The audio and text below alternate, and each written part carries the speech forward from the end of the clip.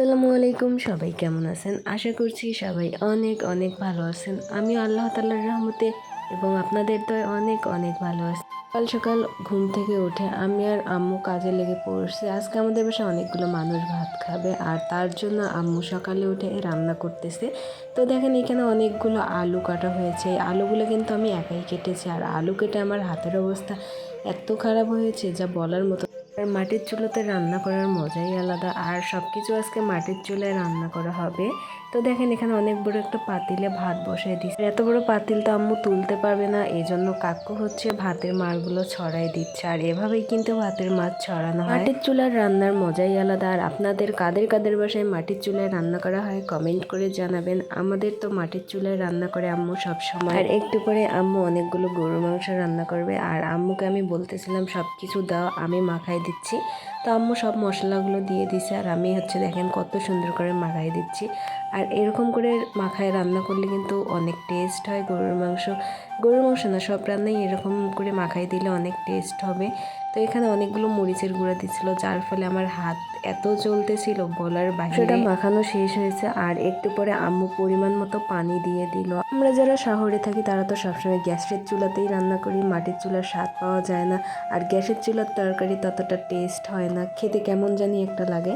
তো আম্মু একটু পরে ডাল এখানে তেলানি দিবে। তো কত সুন্দর কালার হয়েছে দেখেন ডালের। আর এখানে হচ্ছে সব কিছু ভালো করে ভেজে নিচ্ছে। একটু পরে জিরা দিয়ে হচ্ছে ডালটা তেলানি দিল। আর দেখেন মাংস কিন্তু বসাই দিচ্ছে।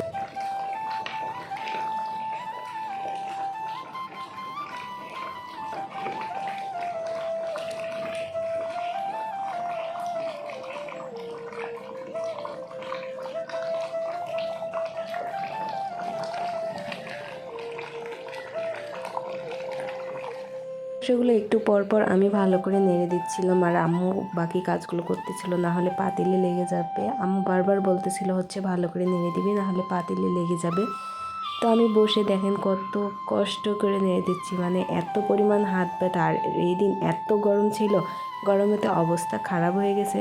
গাইজ দেখেন আমি রান্না করতে করতে একটু ঢং করতেছিলাম। ঢং করতে আমার তো ভীষণ ভালো লাগে। আপনাদের কাদের কাদের ঢং করতে ভালো লাগে কমেন্ট করে জানাবেন। আর আমি একটু পরপর হচ্ছে দেখতেছিলাম যেন পাতিলে লেগে। আজকের গরুর মাংসটা কিন্তু আলু দিয়ে রান্না করা হবে। আমাদের বাসায় গরুর মাংস রান্না করলে আম্মু আলু দেয়, কারণ আলু আমাদের সবার অনেক পছন্দ। কারা কারা রান্না করতে পারেন কমেন্ট করে জানাবেন। আমি কিন্তু রান্না করতে পারি না, শুধু টুকটাক আম্মুকে হেল্প। গরুর মাংস রান্না করা শেষ হয়েছে, মানে সব কাজ কমপ্লিট আমাদের। আর দেখেন কালারটা অনেক সুন্দর হয়েছে, খেতেও অনেক ভালো লাগতেছিল। আর এগুলো হচ্ছে ডালটা তো আম্মুর হাতে সেই সুন্দর হয়, সবাই অনেক প্রশংসা করতে। আর দেখেন চুলোয় এত সুন্দর আগুন, মানে অবস্থা খারাপ হচ্ছিল ওখানে বসে থাকতে। আর আমাদের ভাত তরকারি সবকিছুই কমপ্লিট হয়। একটু পরে আম্মু আমাকে জোরে জোরে ডাকতেছিল, মানে শশা কাটতে হবে। আর আমি তো শশা কাটতেই পারি না। তো আমি হচ্ছে সমুদ্রকে বলতেছিলাম তো একটু ভিডিও করতো, সে আমাকে ভিডিও করে করে দিচ্ছিল, আর আমি হচ্ছে শশা কাটতেছিলাম। দেখেন গাইজ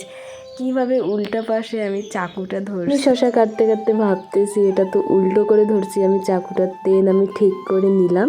নেওয়ার পর দেখেন এত টাইম লাগতেছে শশা কাটতে, যা কোনো কাজ করতে একদম ভালো লাগে না, মাথাটা একদম ঘুরে যায় কাজ করলে। আর আমি শুধু ভাবি যে এই গরমে আম্মুরা কিভাবে কাজ করে। তো আমার শশা কাটা কমপ্লিট হয়েছে, আর আমাদের সব রান্না বান্নাও কমপ্লিট। এদিকে আমি লেবু কাটছি, অনেক সুন্দর করে শশাগুলো কেটে নিয়েছি। আর এদিকে হচ্ছে বুটের ডাল রান্না করছি আম্মু। আমার আম্মুর হাতের রান্না কিন্তু গাইজ অনেক সুন্দর। তো এদিকে সব কিছুই কমপ্লিট হয়েছে। সবাই ভালো থাকবেন, সুস্থ থাকবেন, আর আমাদের জন্য দোয়া করবেন। আল্লাহ হাফেজ।